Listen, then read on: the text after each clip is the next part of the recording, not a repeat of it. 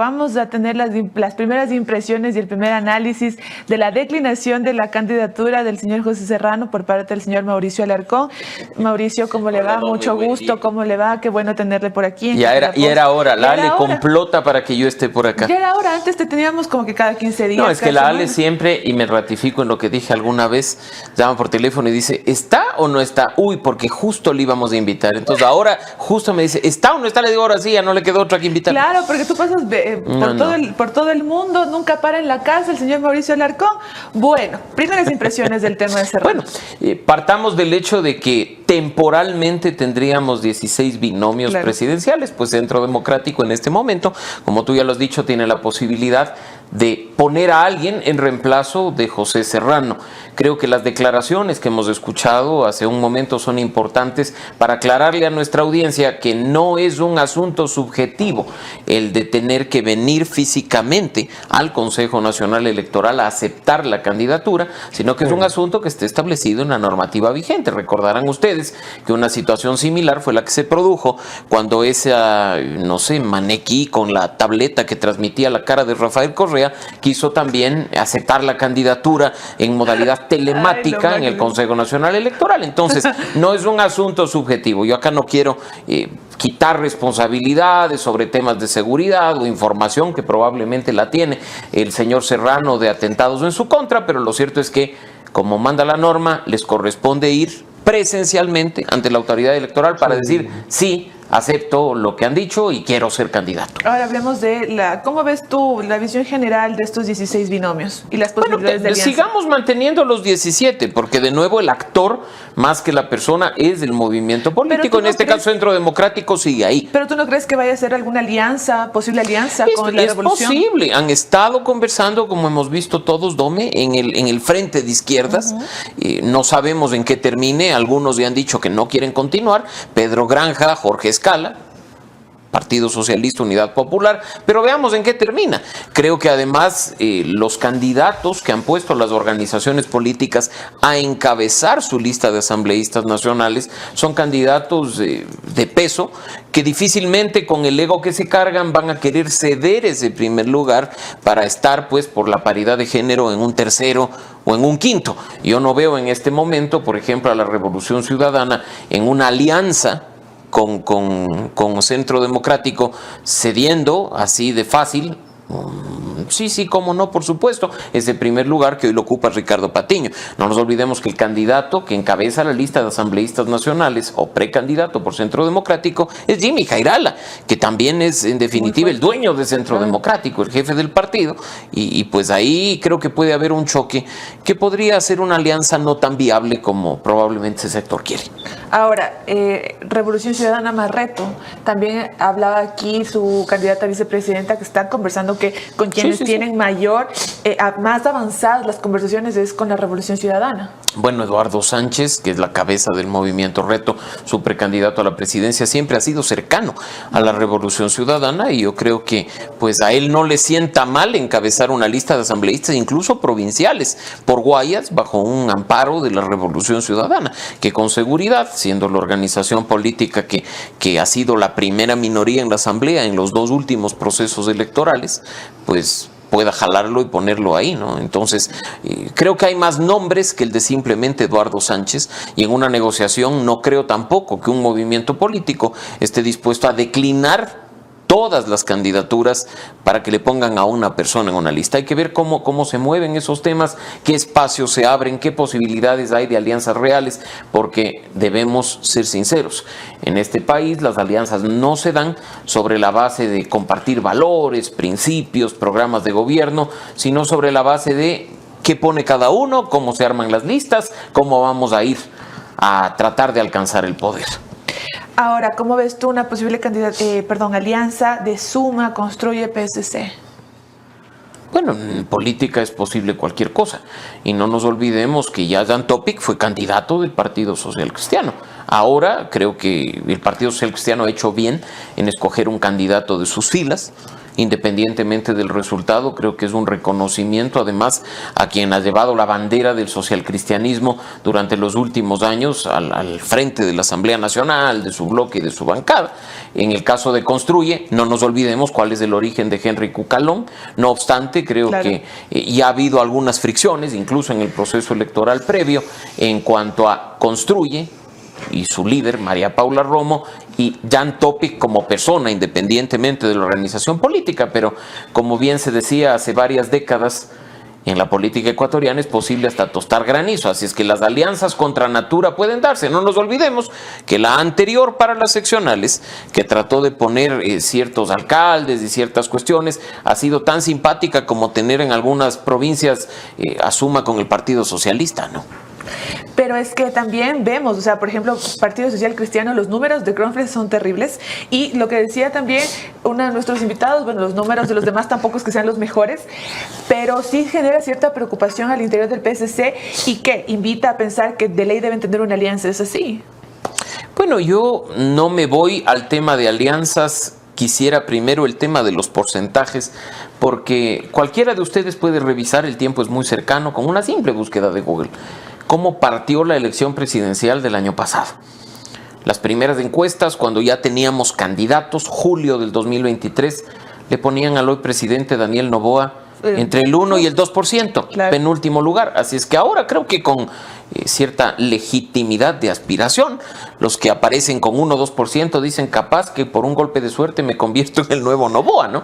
¿Tienes esa posibilidad? Por supuesto que sí, pero creo que la política en este momento está bastante decantada ya por ciertos candidatos. Hemos visto primeras encuestas que plantean unos porcentajes considerablemente sólidos de Daniel Noboa, de Luisa González. Creo que no se puede hablar en el mismo sentido de Jan Topic, porque fue una candidatura que para muchos, no para quienes estamos siguiendo la política, fue sorpresiva y de última hora, y pues que aparezca en un tercer lugar independientemente del porcentaje podría ser quizá la gran sorpresa. Y no nos olvidemos que estamos finalizando el mes de agosto y que hasta llegar a los primeros días de febrero, que es la elección, cualquier cosa puede pasar. Los apagones, un recrudecimiento de la violencia, que ya sabemos se activa a través de los grupos de narcotráfico y crimen organizado, puede hacer que la balanza se incline a uno u otro lado. No creo además, Dome, que con el panorama como está planteado en este momento con las precandidaturas, las alianzas sean tan pesadas como para permitir una consolidación o un ascenso de otros candidatos. ¿Qué le suma en este momento Eduardo Sánchez a la Revolución Ciudadana? El 1%. Lo único que hace es no dispersar probablemente votos, aunque sean mínimos, de legisladores, que a mí me parece mucho más importante que la votación para la presidencia, o una situación similar a la que podría pasar, no sé, pues dependiendo quién reemplace a José Serrano con el propio Centro Democrático. Voy a pasar con Anderson Buscán, que tiene más dudas para ti, Mauri. Doctor querido, siempre es un gusto tenerte en la posta. Un abrazo hasta los estudios. Oye, ¿cómo ves al presidente Daniel Noboa? ¿Sigue siendo el gran frontrunner, el gran favorito para arrancar esta contienda a la presidencia? ¿Eso para él es bueno, es malo? ¿Y en qué va a ser distinto a su última participación? Anderson, buen día. Creo que Daniel Noboa parte como el favorito, pero no necesariamente continúa como tal, insisto, dependiendo de las circunstancias. Si bien es cierto, otra vez jugará mucho en el escenario electoral la polarización, correísmo, anticorreísmo. Sabemos que hay otros candidatos que podrían muy bien encarnar esa posición anticorreísta. Yo creo que además en este punto la campaña en este momento es diferente a la de hace un año. En el caso de Daniel Noboa, su nivel de conocimiento evidentemente es mucho mayor. Alguna gente ya lo ha visto gobernar, cree que lo que está haciendo en materia de seguridad, de economía y de lucha contra la corrupción está correcta y le consolida en una pelea para un posible periodo de 4 años. Pero en política, insisto, nada está dicho. Hay que esperar un poco y ver, incluso con esas sorpresas que ya hemos visto en 2021 y en 2023. Recordarás tú que hace 4 años, que es una elección muy similar a la que estamos viviendo hoy, tuvimos prácticamente un triple empate en el segundo lugar.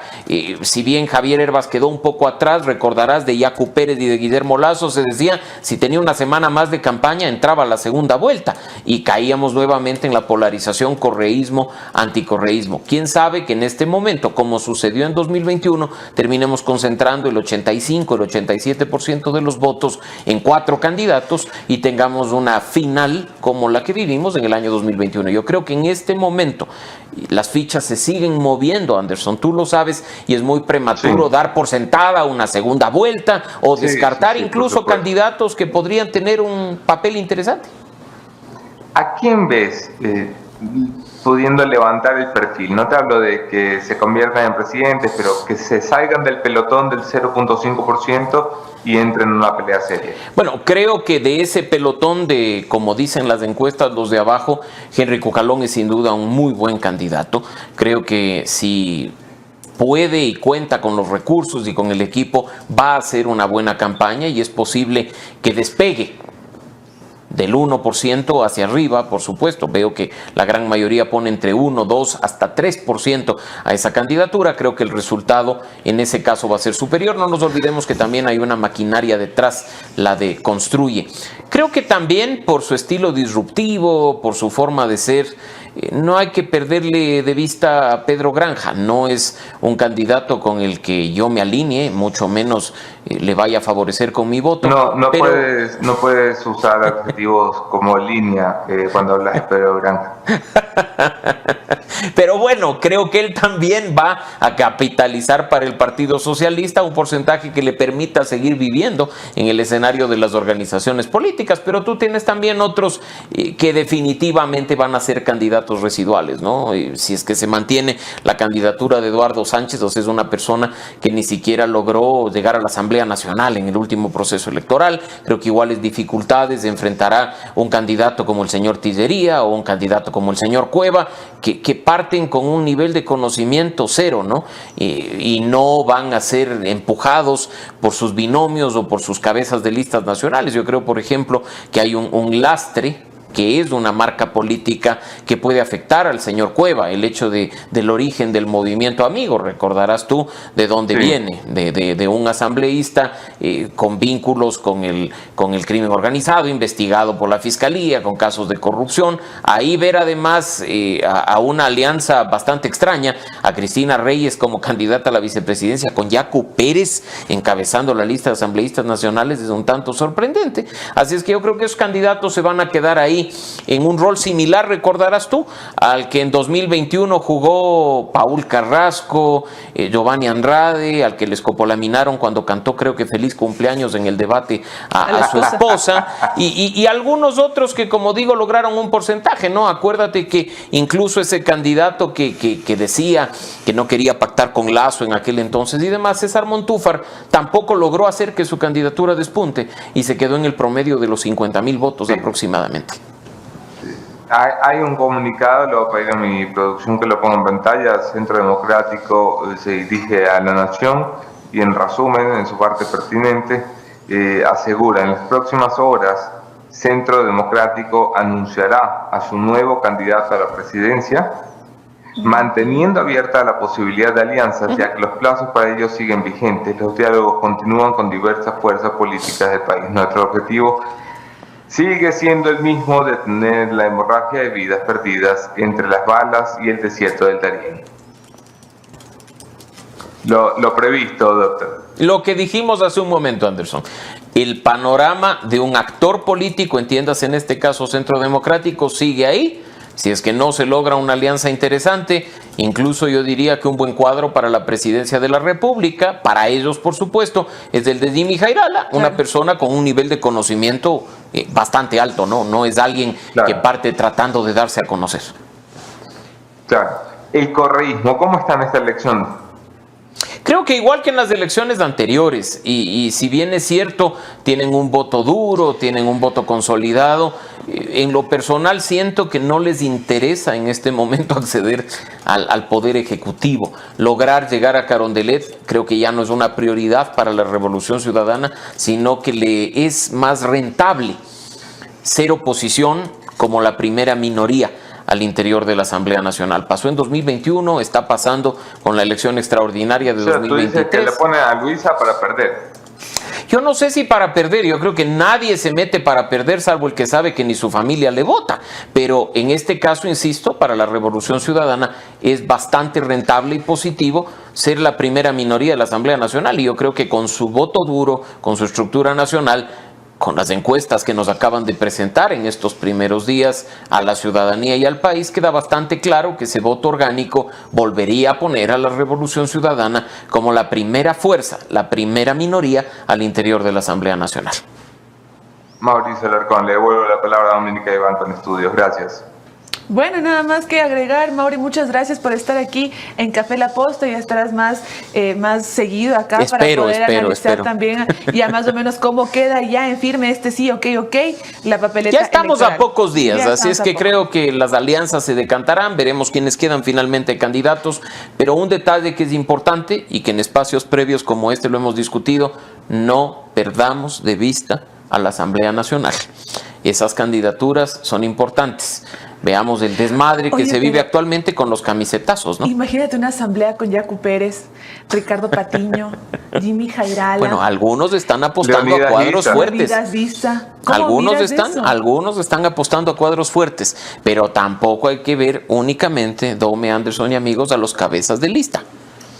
Porque hay muchas personas a partir del segundo o del tercer lugar que por cuestión de arrastre van a entrar en Pichincha, en Guayas, en Manabí, en Azuay.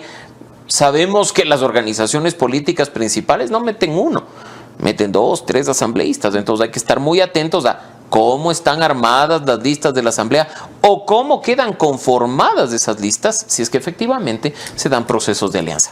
Ok, Mauricio Alarcón, aquí director de la Fundación Ciudadanía y Desarrollo, muchas gracias por estar aquí. Gracias, Dome, siempre un gusto. Café La Posta. Terminamos el día de hoy nuestras entrevistas, les tengo que dar algunas recomendaciones. Anderson, tú tienes una.